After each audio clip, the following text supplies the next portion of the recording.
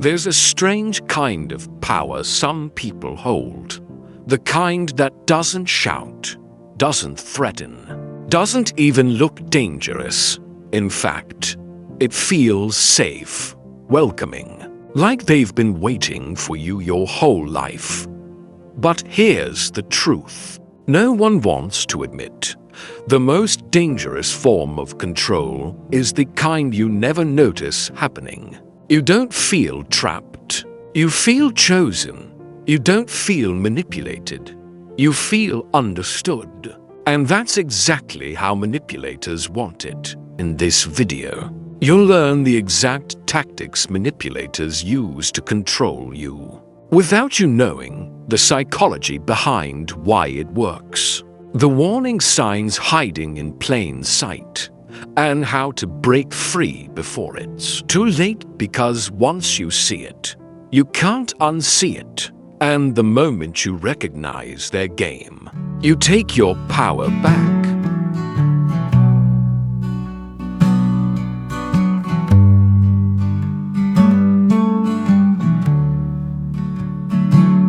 You slid in my shadow, baby, when the night was calm and deep. Yeah, you slid in my shadow, baby, when the night was calm and deep. Now you're living in my thoughts, planting secrets in my sleep.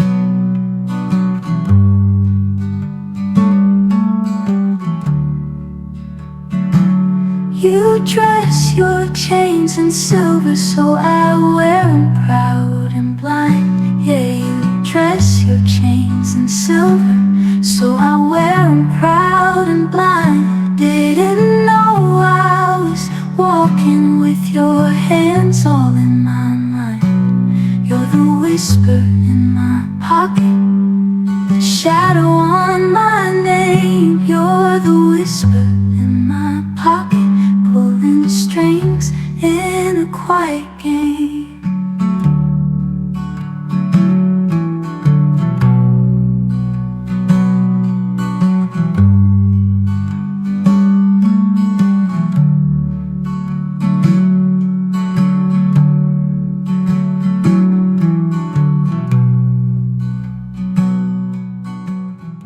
Manipulation is not just about lies or tricks. It's about influence, so subtle, so carefully planted, that by the time you realize what's happening, you've already shifted your thoughts, your feelings, and even your sense of reality to match someone else's. Here's the unsettling truth. A skilled manipulator doesn't force you to do anything. They make you want to. And that's why it's so dangerous. Your brain is wired to respond to emotions faster than logic. It's a survival mechanism. If you see a snake, you feel fear before you start thinking about whether it's venomous or not. Manipulators exploit this exact wiring. They don't go through your reasoning. They go around it. Instead of arguing with your logic, they whisper to your feelings. They spark trust, guilt, admiration, or even pity. Because when emotions run high, your ability to critically evaluate their behavior drops. Psychologists sometimes call this an emotional hijack, a moment when your feelings seize the wheel and your rational mind gets pushed to the back seat. And here's where it gets even more chilling. Most manipulators don't show up looking like villains. They don't announce, "I'm here to control you." They often arrive wrapped in charm, kindness, even generosity. They study you. What makes you light up? What makes you nervous? What stories you tell about your past? And then they mirror. If you love hiking, they just happen to love hiking. If you've been hurt before, they just happen to understand exactly what you went through. It feels like connection. It feels rare, magical, meant to be. But in many cases, it's rapport manipulation, a calculated way to build trust fast. Why does this work so well? Because human beings are wired to trust those who seem similar to us.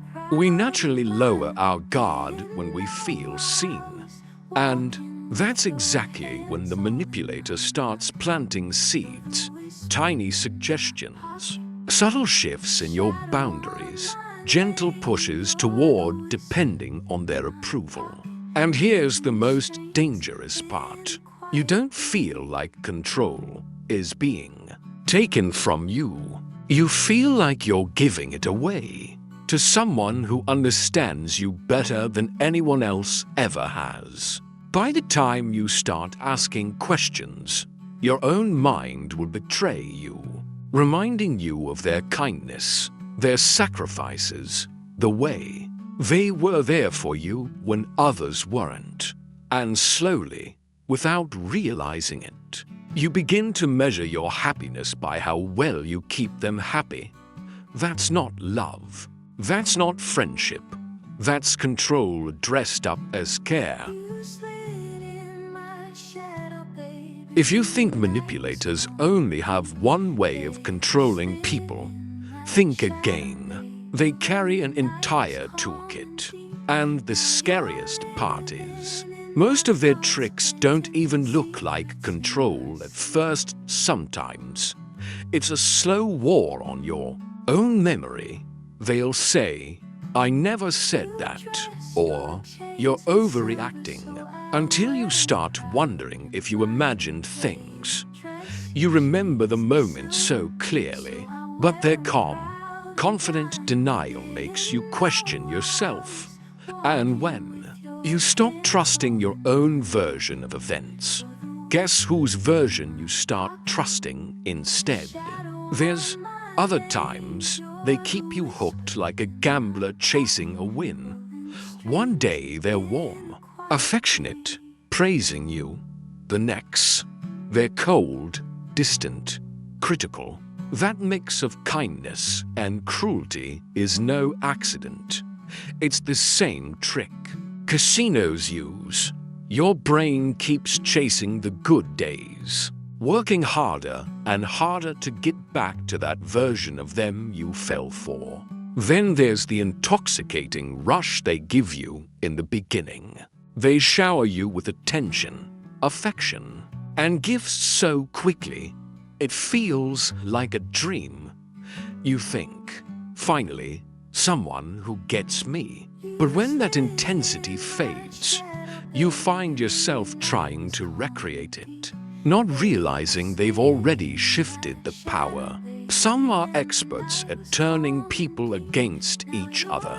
Without ever looking like the bad guy, they drop a name, compare you to someone else, or casually mention how well they connect with another person. You're left feeling insecure, competing for a place you thought was already yours. And maybe the most subtle move of all, they creep past your boundaries. Little by little, they joke about something personal. But when you react, they tell you you're too sensitive. They borrow without asking. They pressure you to share secrets before you're ready. It doesn't feel like a big deal in the moment, so you let it slide. And before you know it, the line between what's yours and what's theirs is gone. None of this is random. They're watching your every reaction. They learn what works on you, what scares you, what makes you stay. Then they tailor the game to fit you perfectly. It's not luck. It's not guessing. It's a performance they've been rehearsing their whole life. The strangest thing about manipulation is that most of the time, we don't even realize it's happening. And that's not because we're blind or foolish or somehow too trusting. It's because our minds aren't designed to walk through life constantly suspicious of everyone we meet. When someone treats you kindly, your instinct is to feel safe. If a friend remembers your favorite coffee order, or a partner texts you to check if you got home safe, you don't stop and think, could this be part of a bigger plan? No. You smile. You feel warm inside. You trust. Because deep down, we want to believe people mean well. It's human nature, and manipulators are experts at using that nature against us. They don't just pull your trust out of you, they wrap it in something beautiful so you hand it over willingly. A small favor here, a compliment there, a moment of support when you needed it most. You start building a mental picture of them as someone safe, someone good. And the moment that picture is set in your mind, they have an invisible shield. Because now, every bad thing they do has to pass through the filter of, but they're a good person. And here's where it gets dangerous. When they finally do something that makes you feel uneasy. The joke that stings a little. The promise they forget to keep. The conversation that leaves you feeling small. Your brain doesn't want to believe it's a red flag. Instead, it rushes to protect the image you already have. Maybe I misunderstood. Maybe they didn't mean it that way. Maybe I am overreacting. Psychologists call this cognitive dissonance. That uncomfortable tension when someone's behavior doesn't match the way we see them. And instead of changing our belief about the person, we twist reality just enough to make it fit. There's also the slow burn factor. If someone tried to control you on day one, demanding your time, questioning your choices, crossing your boundaries, you'd walk away. But manipulators don't work like that. They start small, a little overstep. Here, a subtle guilt trip there, so small that it barely registers. But each time you let it slide, the line moves a little further. It's like standing at the edge of the ocean. One wave comes in, then another, and another. And before you know it, the tide is around your waist, and the shore is far behind. You dot, and by the time you do notice, there's another trap waiting, the good memories. They've given you just enough moments of genuine seeming care to make you hesitate. You remember the times they helped you through a crisis, the nights they listened to you cry, the days they made you laugh until your stomach hurt, and your heart whispers, see, they're not bad, they care about you. That's the hook, the thing that makes smart, strong people stay in situations that are slowly draining them. Because walking away doesn't just mean leaving the person. It means letting go of the dream of who you thought they were. It means admitting that some of those good moments were part of the trap. And that's a truth most of us would rather delay than face. So no, it's not weakness that keeps people from seeing manipulation for what it is. It's humanity. And that's exactly why the most skilled manipulators are so effective, because they know how to play human nature like an instrument.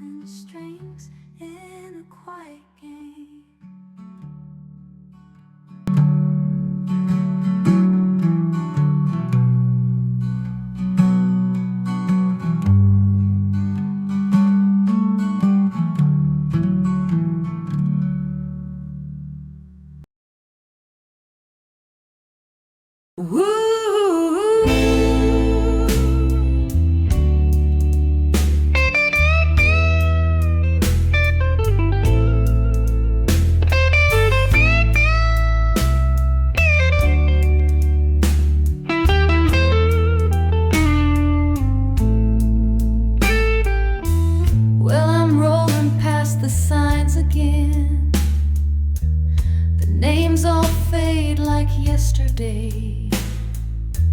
Each town just leans into the wind, then lets me go along my way.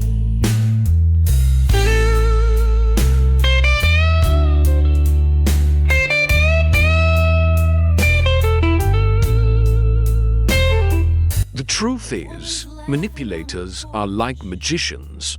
They're not actually supernatural. Their power doesn't come from mind reading or secret brain hacks. It comes from distraction. They keep your attention on the good moments, on their charm, on the version of themselves they want you to see, while quietly pulling strings behind the scenes. So if you want to protect yourself, you need to train your mind to notice what they're hoping you'll overlook. And this isn't about walking around paranoid or assuming everyone has bad intentions. It's about learning the difference between healthy connection and subtle control. One of the first signs is the feeling that you're always defending yourself, but you can't quite explain why.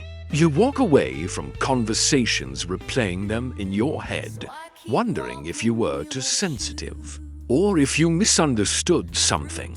That constant second-guessing isn't normal in a safe relationship. It's the residue of someone subtly rewriting your reality. Another clue is when your no never seems to stick. You might tell them you're busy, but somehow you end up rearranging your schedule for them. You might say you're not comfortable with something, but they have a way of making you feel guilty until you agree. This isn't compromise, it's erosion. Little by little, they chip away at your boundaries until you don't even notice they're gone. Pay attention to how you feel after you've been around them, not during. Manipulators can be incredibly charming in the moment, but when the conversation's over, do you feel lighter, more yourself, or do you feel drained, confused, maybe even a little smaller than before? That heaviness is your intuition whispering that something is off. Also, watch for patterns, not isolated incidents. Anyone can have a bad day. But if someone repeatedly makes you doubt yourself, downplays your feelings, or uses guilt to get their way, that's not a coincidence. That's a strategy. The single moment might not be enough to see it. But when you zoom out, the picture becomes clear. And here's the hardest one to catch. The perfect person. Sometimes everything feels too good. They always agree with you, always know the right thing to say, always seem to anticipate your needs. It's intoxicating, but real humans aren't perfect. They make mistakes. They have bad moods. They disagree. If someone feels almost too flawless, it might not be authenticity. It might be calculated performance. Once you start recognizing these small signals, the illusion starts to break. And when it does, you realize something powerful. They never had the control you thought they did. They only had the control you didn't notice. The moment you start spotting manipulation, it's tempting to swing to the other extreme, to see every smile as suspicious, every act of kindness as a setup. But living like that isn't freedom. It's just another kind of cage. The goal isn't to stop trusting people. It's to trust yourself more. The first step is strengthening your boundaries. Boundaries aren't about building walls around your heart. They're about marking the edges of what's okay for you. If you say no, and someone keeps pushing, that's information. You don't need to explain or defend it endlessly. A healthy person will respect your limit, even if they don't like it in the moment. A manipulator will see it as a challenge, Next, practice pausing before agreeing to things. Manipulators love fast decisions because speed kills reflection. If you feel pressured to answer right away, whether it's a favor, a commitment, or even a big emotional confession, give yourself space. Say, "Let me think about that," and actually think. Time is like kryptonite for manipulation. The longer you have, the easier it is to see the strings. Pay close attention to how you feel in your body. We're trained to listen to words, but your body will often spot a lie before your mind does. Do you feel tightness in your chest, a heaviness in your stomach? Do you suddenly feel like you're shrinking inside yourself?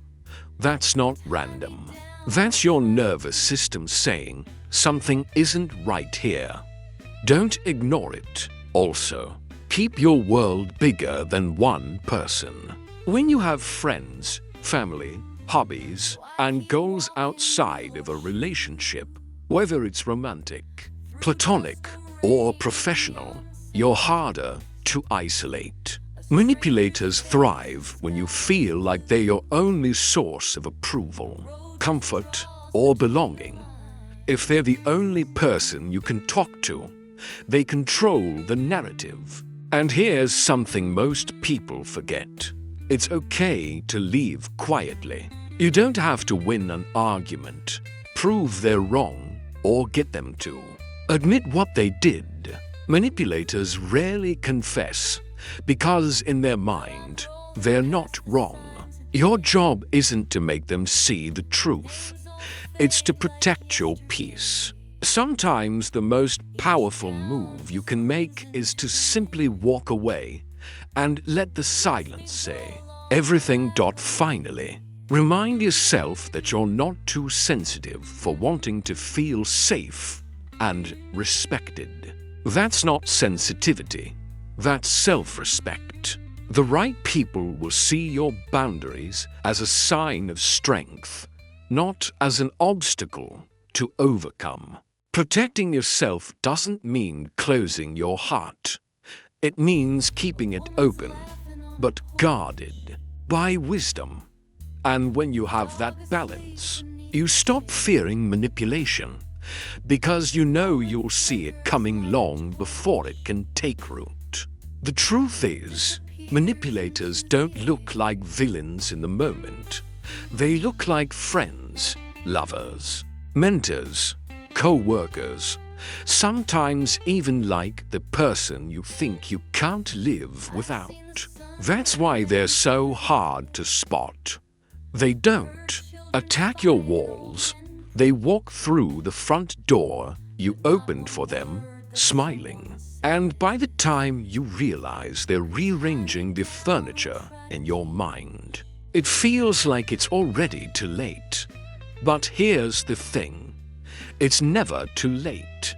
The moment you start noticing the small signs, the hesitation in your gut, the constant self-doubt, the way your no keeps turning into yes, you've already taken the first step back into your own power. Because manipulation can't survive in the light. The more you see it, the weaker it becomes. And the more you trust your instincts, the less control anyone can have over you without your permission. So don't lose your kindness. Don't lose your ability to love deeply, laugh fully, and trust openly. Just learn to pair that love with a sharp eye and a steady hand on your own boundaries. Because at the end of the day, the best way to beat manipulation is to know yourself so well. No one can convince you to be someone else.